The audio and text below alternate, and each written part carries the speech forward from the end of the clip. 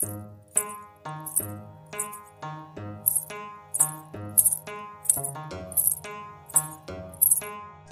রে, ওঠ নাকি? সেই তো কখন থেকে ঘুমোচ্ছিস। দেখ সকাল আর নেই, কত বেলা হয়ে গেছে।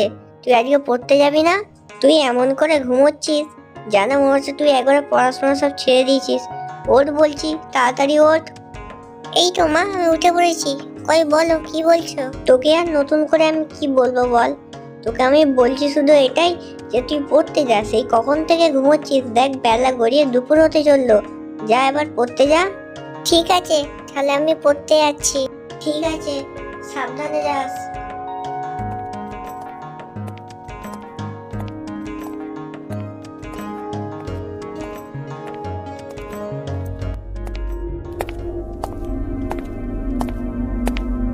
আমাদের গ্রামে যেন ভূতের উপদ্রবটা বেড়েই চলেছে আস্তে আস্তে। কেন বলতো, হঠাৎ তুই এরম কথা বলছিস? কেন, তুই শুনিসনি? কালকে তো আবার সাধুর বাড়িতে ভূত দেখা গেছিল। ওই যে পাঁচুর ছেলেটা আছে না, পাঁচুর ছেলেকে কালকে ভূতে তাড়া করেছিল তো। কি বলছিস তুই? আমি তো কিছুই জানতাম না এ ব্যাপারে। হ্যাঁ রে, তা না হলে আমি বলছি কি। তুই যা বলছিস তাহলে তো আর সাধুপাড়ার দিকে বেশি যাওয়া যাবে না। আমাদের তো ওই দিকেই বেশি আড্ডা হয়, তাহলে তো আর ওই সাইডে যাওয়াই যাবে না। আরে বাবা, নিজের প্রাণটা যদি বেঁচে থাকে, ওইরকম আড্ডা তুই অন্য কোথা থেকেও মারতে পারবি। ওই সাইডে আর যাস না তুই।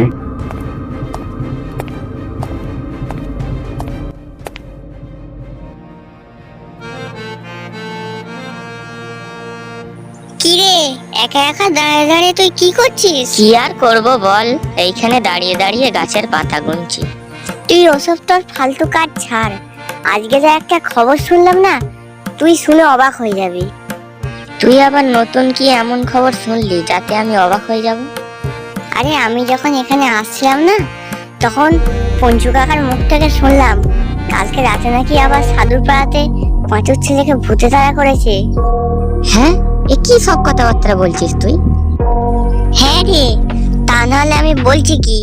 আমি আস্তে আস্তে যখনই শুনলাম না, আমি পুরো অবাক হয়ে গেছিলাম।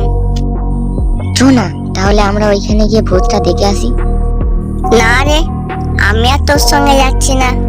আগের বার শ্যামু কাকার বাগানে কলা চুরি করতে গিয়ে যা মারটাই না আমি খেয়েছিলাম, তুই তো সোজা পালিয়ে গেছিলি। না রে, তোর সঙ্গে যাওয়া মানে নিজের বিপদকে নিজের কাছে ডেকে আনা। আমি আর যাচ্ছি না তোর সঙ্গে। না রে, এবার আমি আর পালাবো না, এবার আমরা ভূত দেখবো। চ।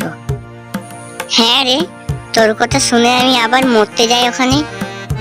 আমি পাশে থাকলে তোকে কোনো বিপদ ছুঁতে অবধি পারবে না। আরে তুই তো হলে সব থেকে বড় বিপদ, তো অন্য বিপদ আমার কাছে আসবে কি করে? হেট, ওসব কথা বাদ দে তো। আজকে তাহলে রাতে আমরা সাধুর পাড়ায় ভূত দেখতে যাব। ঠিক আছে, তা না হয়ে যাবো। চ, এখন দেরি হয়ে যাচ্ছে। পড়তে তো যাবি, চ এখন পড়তে যাই। ঠিক আছে, চ তাহলে এখন পড়তে যাই, এসে কিন্তু আমরা যাব। ঠিক আছে, চ তাহলে আমরা এখন পড়তে যাই।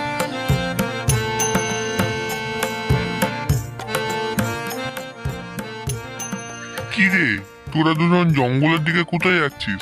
ওইদিকে তো সাধুর পাড়ার জঙ্গল। জানিস না জায়গাটা খুব একটা ভালো নয়, তা ওদিকে যাচ্ছিস কেন? তেমন কিছু না, এইদিকে একটু ঘুরতে যাচ্ছি। তেমন কিছু নেই পঞ্চু কাকা, আমরা একটু এই এদিক ওদিক ঘুরে বেড়াচ্ছি। ভালো লাগছে না তো বাড়িতে একা একা। এদিক ওদিক ঘুরছিস সব ঠিক আছে, কিন্তু যেন ভুলেও সাধুর পাড়ার দিকে যাস না। ওই দিকটা খুব একটা ভালো নয়। ঠিক আছে, চ, আমি চললাম।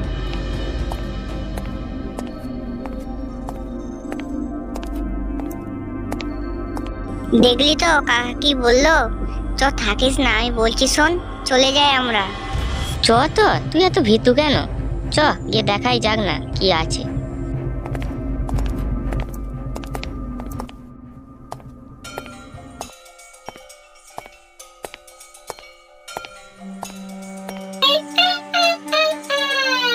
এইবার তোদের আমি বাগে পেয়েছি, এইবার আমি তোদের খাবো।